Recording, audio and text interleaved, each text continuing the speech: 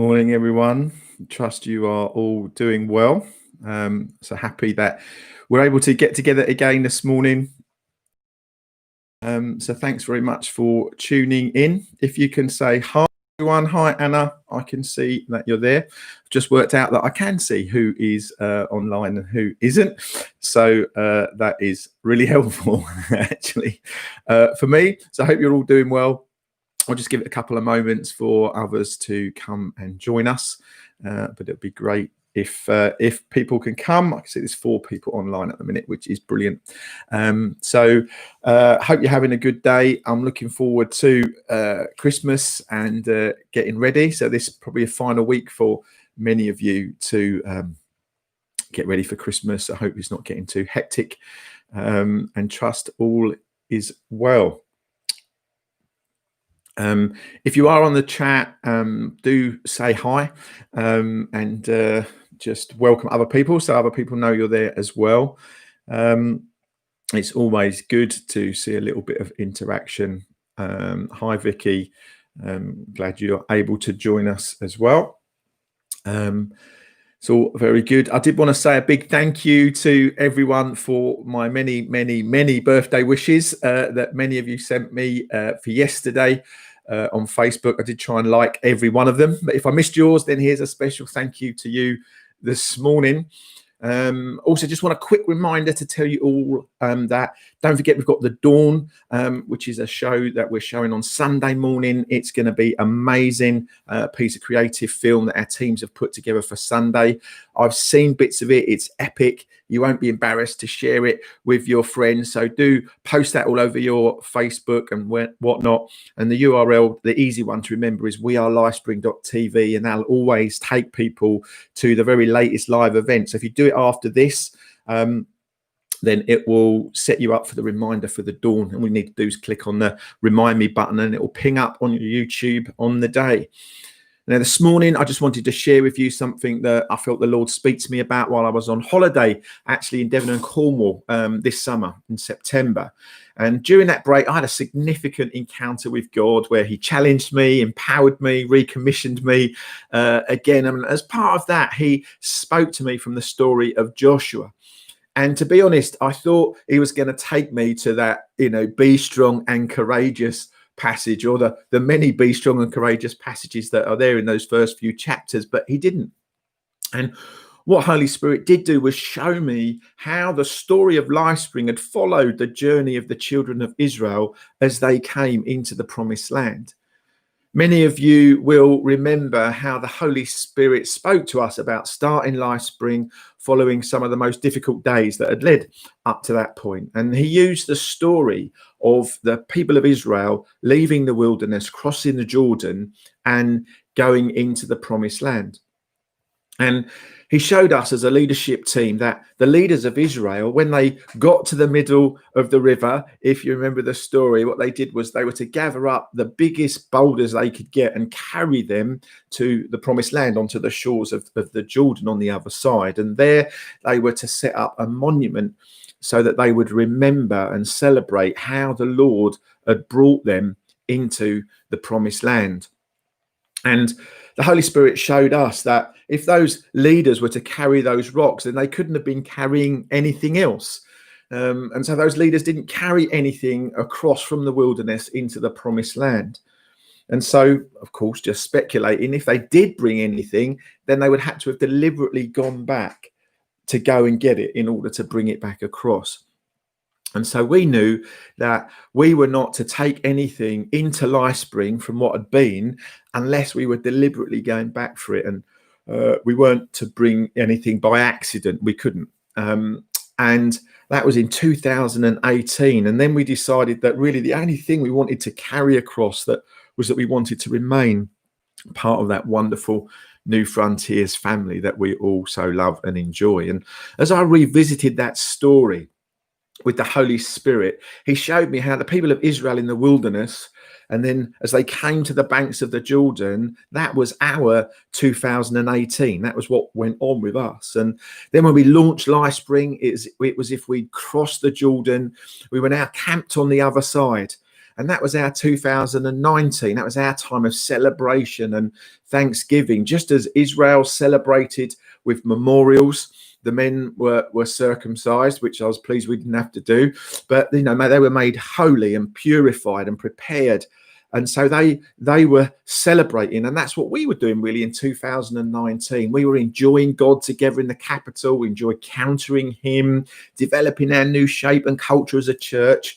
And like Israel, God was preparing us, but we had no idea what for. We'd entered into the promised land, as it were, and we were so thankful, just as Israel was, as we spent time together. But the Holy Spirit showed me in the book of Joshua that shortly after Israel's celebration and purification came Jericho and Ai, which didn't go so well, and then it did.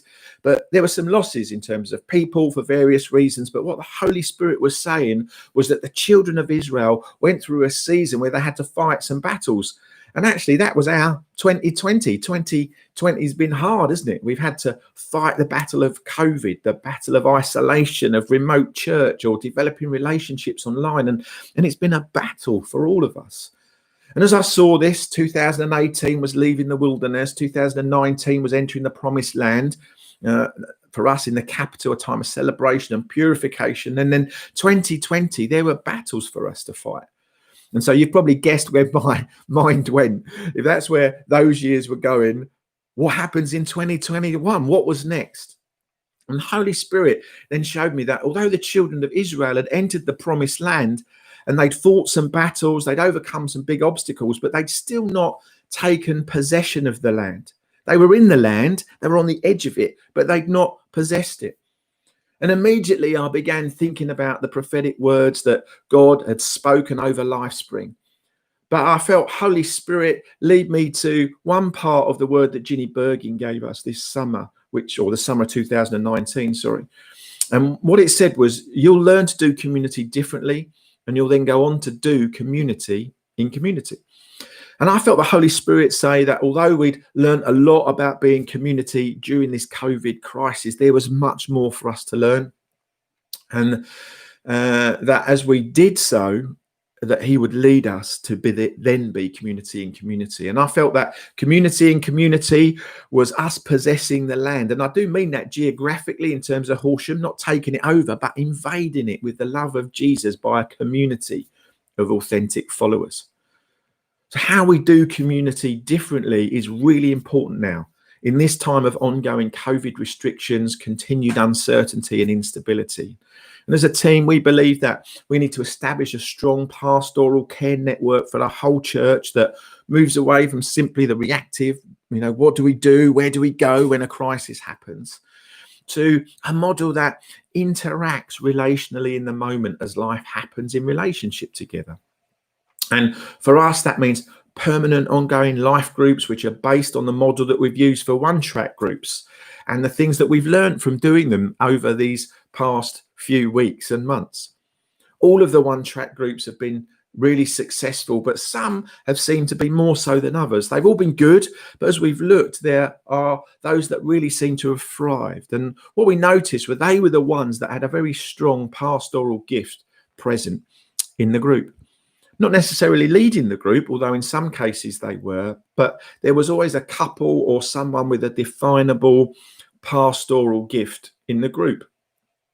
And so we want to set up new life groups after the 6 weeks of prayer and fasting that you can sign up for.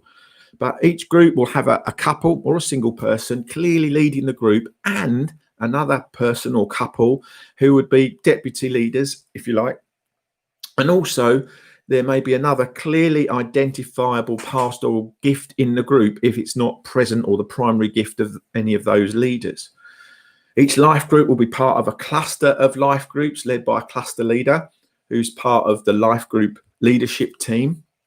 And every month, the leaders will not be at the group. They'll let the deputy leaders lead there. And so those leaders will come to Jubilee House. So Hazel and I can gather all those group leaders together so we can pastorally care for them, serve them, do some training, give some input into them. As I say, you'll all be able to choose your life group, but if you miss the deadline or you choose not to sign up, then if you're a member of LifeSpring, a group will be allocated to you, as this is going to be our primary pastoral care network at LifeSpring. This is how we're going to love one another and care for one another. We've developed guides for group leaders to give them pointers to handle lots of different pastoral situations, who to tell, where to point people, and how to ask for more help from us as the pastors of the church. We're going to do some training in the early part of the new year for all those that we approach to lead a group or who volunteer to lead one, so that you can understand where we're going and be equipped to lead and pastor with us. This is all part of doing community together and helping each of us go through the ups and downs of life together. But it's also a key step towards us possessing the land and then going on to being community in community. 1 week in 4, we'll ask all groups to be specifically praying for parts of Horsham, for the communities in Horsham, for us to be better at being community in community, for seeing those communities reached for the gospel. We don't know what post-COVID Britain will look like, what post-Brexit Britain will look like, but we will be ready because we believe the Holy Spirit has been preparing us and is continuing to prepare us. And having a robust pastoral care strategy and practical mechanism to carry it out that follows what I call the Jethro principle, where if life group leaders are not equipped to deal with something that may come up, or they don't have time to do it, then they can go to their cluster leader who may well be able to help personally. But if they can't, then they have access to the rest of the team, people with more specialist skills, and indeed the elders, who some of whom will form part of that team, that can deal with maybe some of the more complicated things that come up from time to time. But in short, we want to begin to proactively build strong relational pastoral communities so that in time those communities can be community in community. And then 2021 and beyond, we can actually start to possess the land that God has called us to. So, as you know, we're starting 2021 with 40 days of prayer and fasting, going through Ephesians and looking at what it is to be a resilient people. And in the following 3 sermon series, we'll be looking at what we're called, or what are called, the pastoral epistles, 1 and 2 Timothy and Titus, as we look to further understand how we each get to pastor, how we care for one another, and what that really looks like. I'm really, really excited for 2021. I know I usually am excited for a new year, but I'm especially excited for this coming year. I really believe it's going to be significant for us, one that I hope you're up for, excited by, ready to be part of. Possessing the land has a cost. It will cost us in time, in finances, as we look, I hope, at some point to getting back into the theatre, and it will cost us in effort and emotional capital, but it's going to be worth it. So please let me wish you a very happy Christmas. Say that I'm praying for you and for your families, that we'd have a great Christmas and would be a productive and effective new year for all of us. So God bless you today. Don't forget to invite your friends to wearelifespring.tv so we can tell them all about Jesus. Have a great day. It's been fabulous chatting with you this morning. See you all soon. Have a great Christmas. Bye now.